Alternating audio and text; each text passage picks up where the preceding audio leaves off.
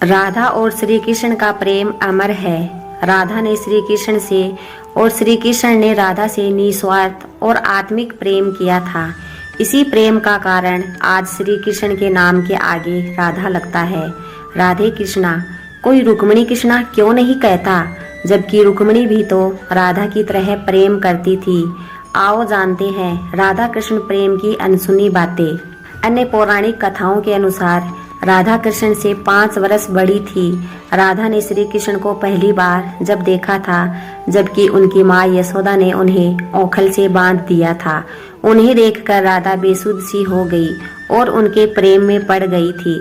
उन्हें लगा कि यह किसी पूर्व जन्म का रिश्ता है। कुछ लोग कहते हैं कि वह पहली बार गोकुल अपने पिता वर्ष भानुजी के साथ आई थी, तब श्री कृष्ण को पहली बार देखा था।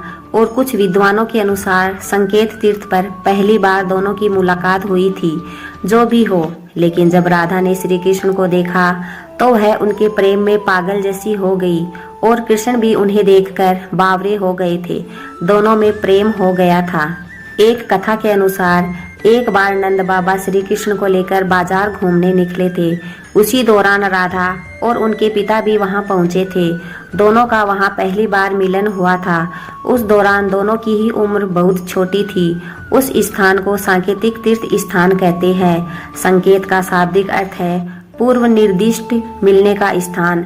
मान्यता है कि पिछले जन्म में ही दोनों ने यह तय कर लिया था कि हमें इस स्थान पर मिलना है। कहते हैं कि यहीं पर गर्ग संहिता के अनुसार एक जंगल में स्वयं ब्रह्मा ने राधा और कृष्ण का गंधर्व विवाह करवाया था। यहाँ हर साल राधा के जन्मदिन यानी राधा अष्टमी से लेकर अनंत चतुर्दशी के दिन तक मेला लगता है। कृष्ण के साथ राधा गोकुल में रहती थी। एक बार उनकी अनुपस्थिति में श्री कृष्ण अपनी दूसरी पत्नी वीरजा के साथ घूम रहे थे। तभी राधा आ गई। वे वीरजा पर नाराज होकर वहां से चली गई। श्री कृष्ण के सेवक और मित्र श्री दामा को राधा का यह व्यवहार ठीक नहीं लगा और वे राधा को भला बुरा कहने लगे। राधा ने क्रोधित होकर श्री दामा को अगले जन्म में शंखचूंड नामक राक्षस बनने का श्राप दे दिया। इस पर श्री दामा ने भी उनको पृथ्वीलोक पर मनुष्य रूप में जन्म लेकर 100 वर्ष तक कृष्ण वियोग का श्राप दे दिया। राधा को जब श्राप मिला तब श्री कृष्ण जी ने उनसे कहा था कि तुम्हारा मनुष्य रूप में जन्म तो होगा, लेकिन तुम सदैव मेरे पास रहोगी। यही कारण था कि राधा और श्री कृष्ण का बचपन में ही वियोग हो गया था। राधा श्री कृष्ण की मुरली सुनकर बावरी होकर नाचने लगती थी और वह उनसे मिलने के लिए बाहर निकल जाती थी। जब गांव में श्री कृष्ण और राधा के प्रेम की चर्चा चल पड़ी थी तो राधा के समाज के लोगों ने उनका घर से बाहर निकलना बंद करवा दिया था। फिर एक दिन श्री कृष्ण ने माता यशोदा से कहा कि माता, मैं राधा से विवाह करना चाहता हूँ। यह सुनकर यशोदा मैया ने कहा कि राधा तुम्हारे लिए ठीक लड़की नहीं है। पहला तो यह कि वह तुमसे 5 साल बड़ी है और दूसरा यह कि उसकी मंगनी पहले से ही हो चुकी है और वह कंस की सेना में है जो अभी युद्ध लड़ने गया है।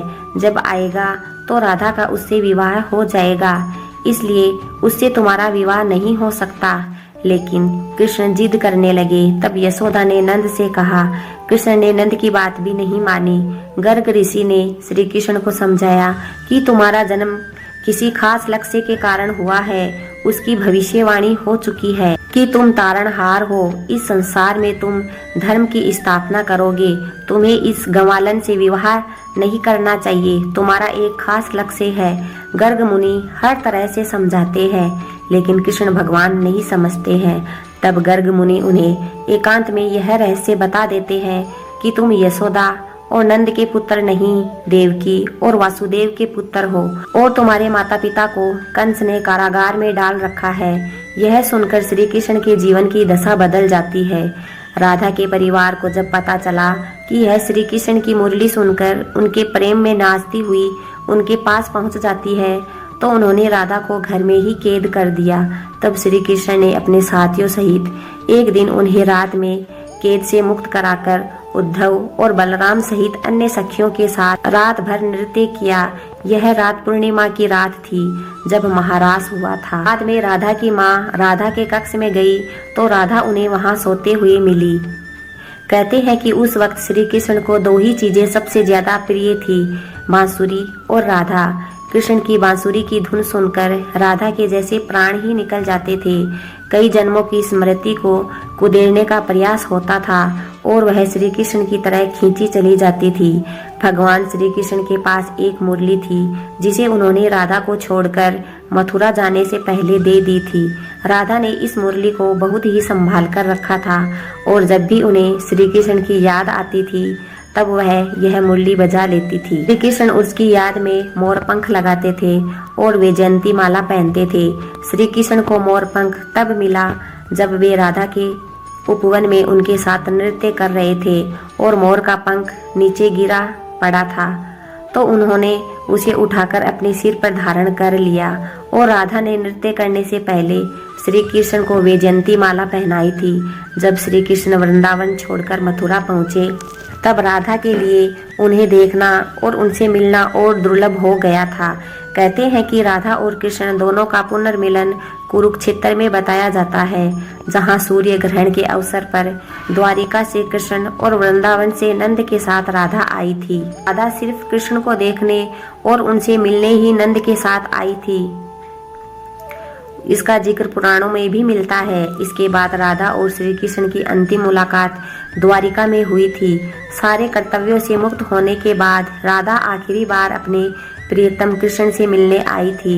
जब वे द्वारिका पहुंची तो उन्होंने कृष्ण के महल और उनकी 8 पत्नियों को देखा। जब कृष्ण ने राधा को देखा तो वे बहुत प्रसन्न हो गए थे।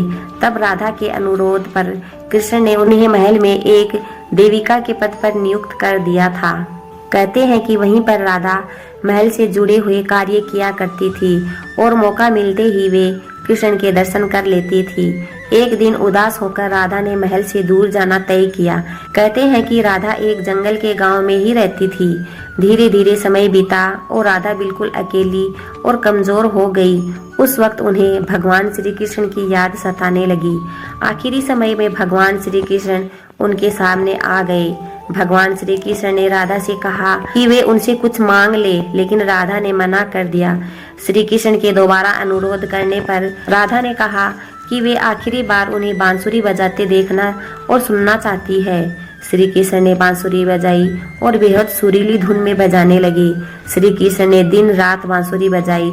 बांसुरी की धुन सुनते सुनते एक दिन राधा ने अपने शरीर का त्याग कर दिया। दोस्तों, अगर आपको हमारी धार्मिक कहानियाँ सुनना पसंद है तो हमारे चैनल को सब्सक्राइब जरूर कीजिए और कमेंट में राधे कृष्णा जरूर लिखिए। राधे राधे।